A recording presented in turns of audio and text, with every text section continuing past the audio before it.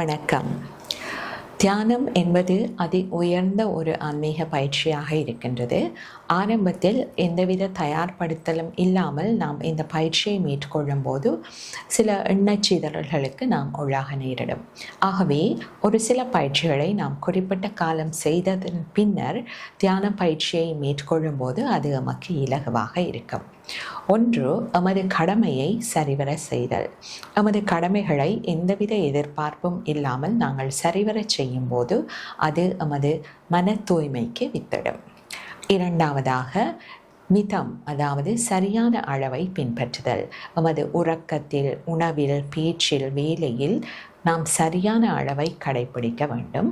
மூன்றாவதாக, ஒரு நேரத்தில் ஒரு காரியத்தை செய்ய நாம் பழக வேண்டும். இதனை மனத்தெளிநிலை, மைண்ட்ஃபுல்னஸ் என்று சொல்லுவார்கள். இதனை நாங்கள் பயிற்சி செய்யும் போது எண்ணங்கள் குறைவாக இருப்பதை அவதானிக்கலாம்.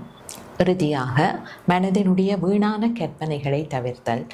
உதாரணத்திற்கு, ஒரு விடயம் நடக்க முன்னமே அதை பற்றி ஆழமாக சிந்தித்து கொண்டிருத்தல், ஒருவர் என்ன நினைப்பார் என்று அதனை பற்றி சிந்தித்தல், இவற்றை நாம் தவிர்க்க முயற்சிக்க வேண்டும். இவ்வாறான பயிற்சிகளை நாம் தொடர்ந்து செய்து வரும்போது அது தியானத்திற்கு உதவியாக இருக்கும். நன்றி.